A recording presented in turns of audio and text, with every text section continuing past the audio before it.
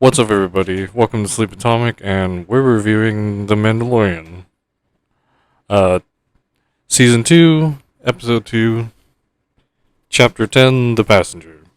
And it starts us out with the recap. I guess it's gonna be a thing with the Star Wars shows or series.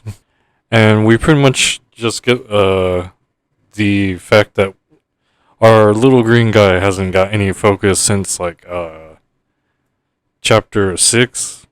Um, with the heist to bust out the one male Twi'lek. He's just been politely, like, witnessing everything that's been happening with the Mandalorian and waiting for the climax to settle down and ease into some part where he can really participate. Very nice and well behaved. There's only just been like random reactions. He hasn't been like character building. Like stealing that little knob off whatever or like moving things around. My personal favorite's when he's like haphazardly like playing with stuff in the background. I guess he gets that little like signet necklace thing, but it's like tucked under his little baby robe, so there's like no way you can really see it. And it shows him like knowing how to use his little bassinet for cover. He like goes back to the first episode of the second season, this season, and he's like click and close the bassinet thing. He's been pretty idle, I would say. And then you could kind of start getting into like thinking about like what your parents were doing. Like you would be doing stuff like they would bring you to the park or something, and they just stand there, make sure you didn't get like stepped on or whatever. But it kind of looks like the little Baby Yoda is doing that for the Mandalorian, though. It's kind of like switched. I guess if you really start thinking about his character and how he's like deeply connected to the Force and how he can lift up giant mud horns pretty easily and stuff, I suppose the Force itself is like acting as a character through the little Baby Yoda, but not way of function. Like how the Jedi's are like warned and use it and dispense it as at certain people.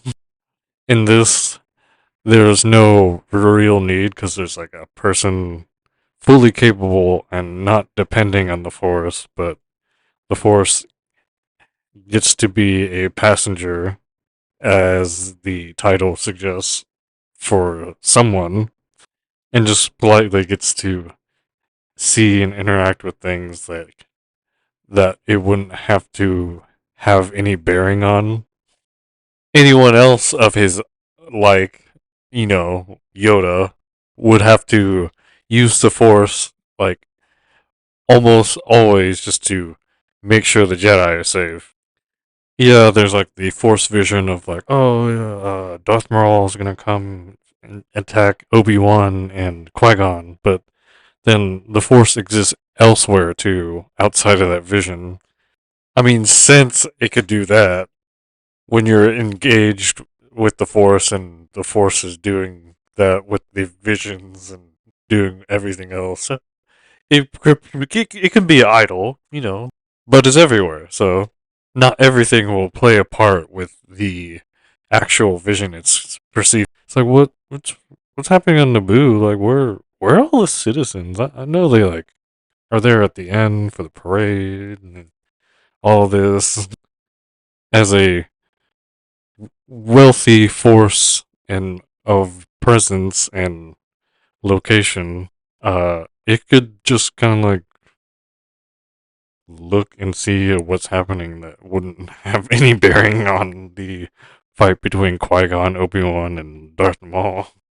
Just kind of like tooling around with the Mandalorian, just kind of like, oh look at that, like, man, this little green guy doesn't have to do anything. Look at these Mandalorians. It's like, huh? Oh yeah, Jedi's. Ahsoka or something. Ooh, look over there. Hey, don't you want to push this thing over there? But before I go like way, way out there into the outer galaxy of Star Wars uh, thoughts and theories, I was meaning before that whole tangent was to point out the fact that he has been participating somewhat, even though I stated otherwise. But it will be like well more into uh this little guy's like adulthood than like what's happening now when he's like a little child. It kind of places things like way ahead, like maybe even past the show. But no, when this little uh Yoda Mandalorian has like armor or something or whatever with a little tiny flamethrower and a grappling hook, trying to be more to the Force or maybe just himself than a green person with a lightsaber. I guess it's gonna be a green person with a helmet, which I really want to see just because his ears. But maybe it'll be like a Ratchet and Clank looking thing. I was thinking it would have like little slits so his ears could just stick out, but yeah, you know what. But basically, Din Djarin, our Mandalorian here, is just kind of still looking for the Mandalorians, and eventually he has to taxi a frog lady, a purple frog lady, to her husband. Like not through hyperspace because the eggs she's got in the little tank in the blue water, and uh, it's kind of mostly focused on the frog lady and the baby Yoda kid.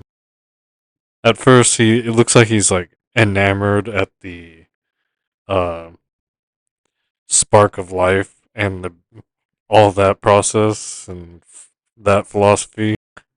But then it kind of turns out like he like samples life through just like eating random things.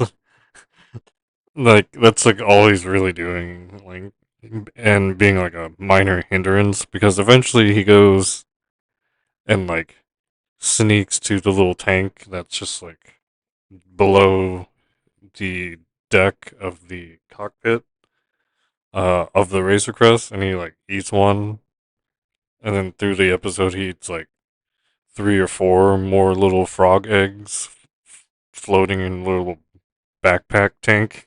And for a while you're like thinking he's like, oh, he's gonna like know what to do, and he's maybe only gonna eat one or something like that. It's like other baby things, but I guess it could just be that just something he wants to eat. I was thinking it was like because it's like oh frog and whatever green thing he is like lizard maybe like a warm-blooded lizard maybe, and like they're like similar, and that's at least why he's eating it. Then he starts eating this like bug-looking thing that's like kind of like the alien or predator. I never get those right. The alien eggs that kind of open up in like a little flower, and there's this little thing in there, and it has like insect like looking things, but it's like covered in green goo. It just reminded me of those little face hugger things. Like the whole time I was thinking he's gonna learn the cycle of life thing and start doing something wise. But they also like try to make him like talk. There's kind of like baby noises, but a little more than that. It's like baby words. It like kind of doesn't work, but that's just my opinion.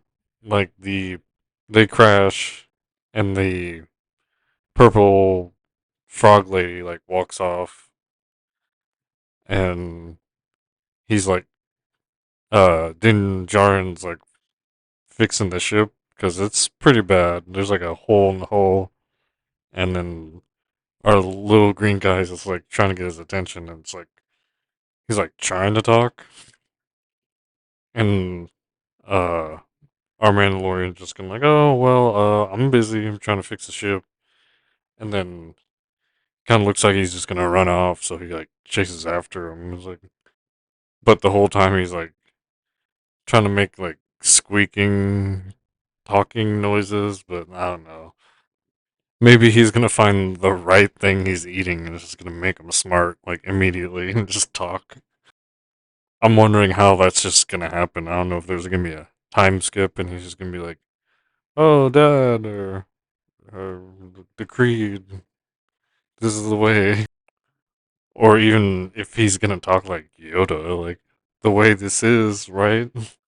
And he's like full moving around too. Like the beginning episode, he like falls off the speeder because it gets like clotheslined and he like rolls off and you kind of realize he's pretty durable. I mean, he's at least 50. I don't know if the age brought that durability, but looks like all the puppeteers are on one episodes or whatever it is they're doing. There's only like one spot where it kind of looks like he's like, oh yeah, that's probably digitally put in there to make him look like he's doing that.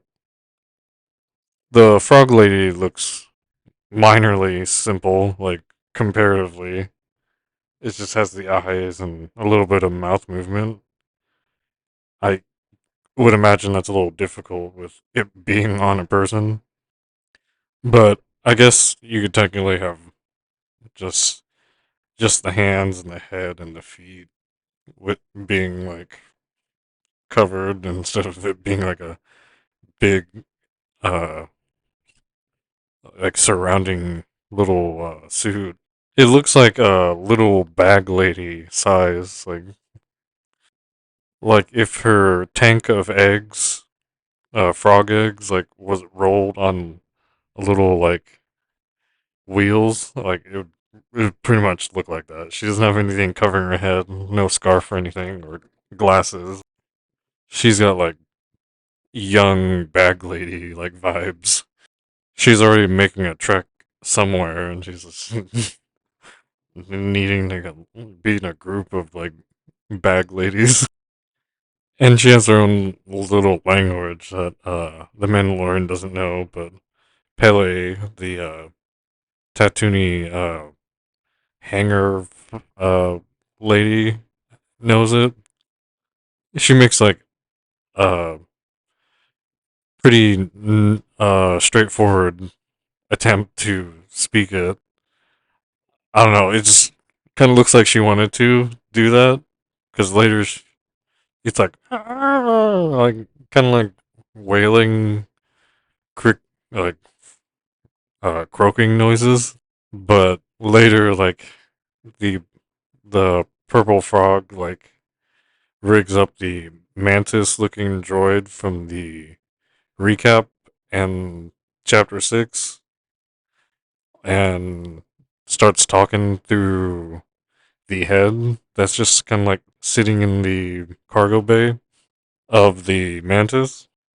And it's translating what she's saying, but like it only goes one way because, or it goes one way, and later, like in the conversation, like not too long after, like she, uh, Din Djarin just talking, and then she like, it's like, hey, like I thought you, it was like a full conversation, even though it kind of like you thought she didn't even understand him either, because there wasn't like, oh, no, like head shakes or anything, but she's just like regular, like tries to stump him. Was like, hey, what about that Creed thing, dude? It's like, oh, it must be for babies. It was a nice like stretching thing like through the episode. That was cool. It kind of was unrelated to puppeteering, but then I guess the little eggs was like a kind of puppet prop thing because then like the very like circular looking spiders come out later. Like circular, like it's very symmetrical, like 360 degrees around, like an octopus or something. That seemed like a nice creation, but I doubt they made like a really big one. Probably like uh bunny eared that page maybe for someone with some real gumption to do that later. But if you were to pay attention to all the camera tricks and stuff, it was just like one of those like, oh, like react to it and run off. But there's nothing really here except the snow room and probably like one of those eggs. It was kind of creepy with the eyes on it, the spider things. If you really like put yourself in there and be face to face with it, it's like, oh, I don't know about that. And the mouth was even at the bottom, and it's like a octopus, except there wasn't a little beak. It was like a bunch of little fang things, and it was like protruding outwards. The when they're shot or like smashed, there's like candy green goo inside it, and then it kind of has you noticing the physical aspects of it. Like he catches Din Djarin catches the a small one and like squishes it with in his hand, but like he uses some bombs and like burns the really big one, but that in itself is red. And then towards the end, when they like are scrambling to the ship and are pretty close to it, they like start shooting like spider webs because it's spiders, but they could have just been like looked like that. But the only safe place is in the cockpit, and eventually the pursuers from earlier in the X-wings come and bail the Razor Crest out. I'm not sure on their vibe, but their exit was pretty like gnarly. It's like a Road Warriors thing, except they're in space. They started with the worst sounding thing they he would have wanna heard. It was like, oh yeah, looks like you made off with the bounty, and then you're like already like halfway defending. It's like, yeah, that was Imperial people anyway. Like, and then you have two unclaimed or three unclaimed bounties. It's like, oh, okay, like maybe they're here for the money, or I can work something out. And then they ended with the last one. It's like, oh, you helped one of the New Republic officers or something like that. And it's like, uh, am I arrested? It's like, you should be, but they definitely don't say anything either way. But he's like, hey, well, do you want to help me seal up my hole and do that? He's like, no, how about you fix your transponder so we don't try to shoot you next time? And there's like this like pretty like hip music playing as they put away their rifles and uh fly off in their X-wing slowly. It was like a I own this system kind of thing, but it wasn't like bad because it was like obviously like the government kind of thing.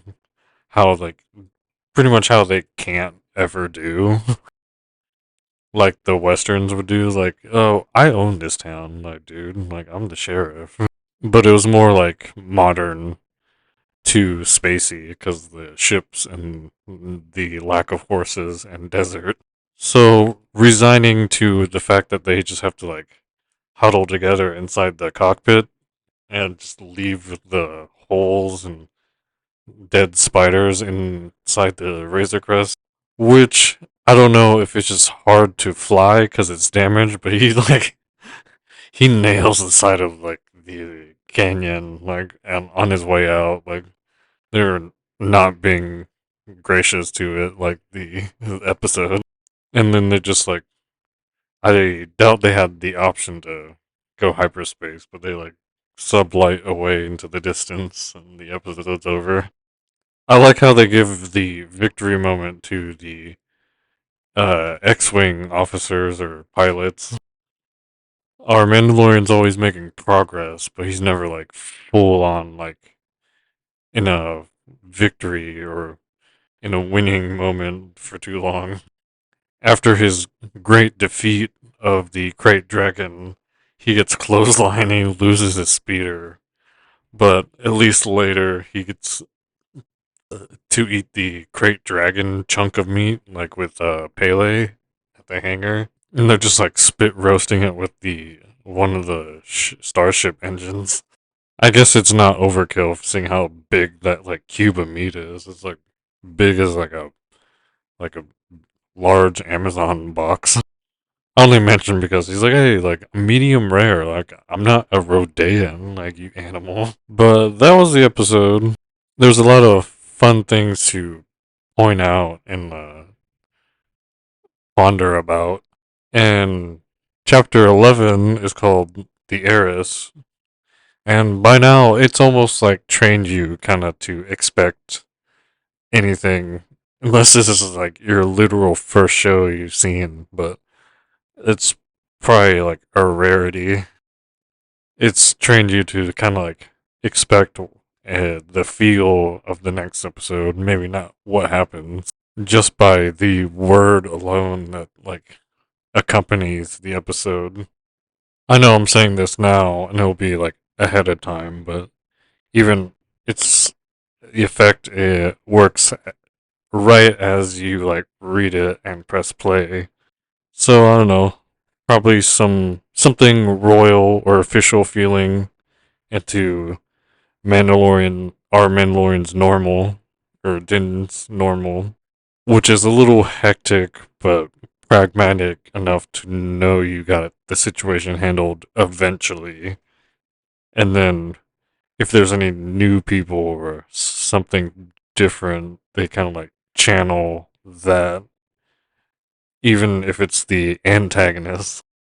It's like, oh yeah, I like this man's approach to things. And almost as long as they're like paying attention to him or looking at him, they have that same skill of the approach he uses, which is almost like why like people pursue him sometimes, like even if they don't know what he's doing. Strangers, random people. It's just probably a little more of that craziness that he just has lead behind. He trails it to someone else if they don't know how to properly handle it, like Cara Dune and unfortunately Queel. Pele has it pretty much set. It's like, alright, I'm his mechanic. As long as I don't stray from here, like, I won't get any scuff on my boots from what he's doing. But someone like Cara, it doesn't seem like she had it all set and thought out, but she barely made it, so there's only certain times he would call on her, so that's good. So let's see if he makes a new friend. I know after that doesn't really spell out great things for close friends of his, but I'm sure that's close enough for him, especially how most of them don't even know what he looks like. But this was Sleep Atomic, and I'm Alistair. And if no one's told you yet, you look good. And it shows.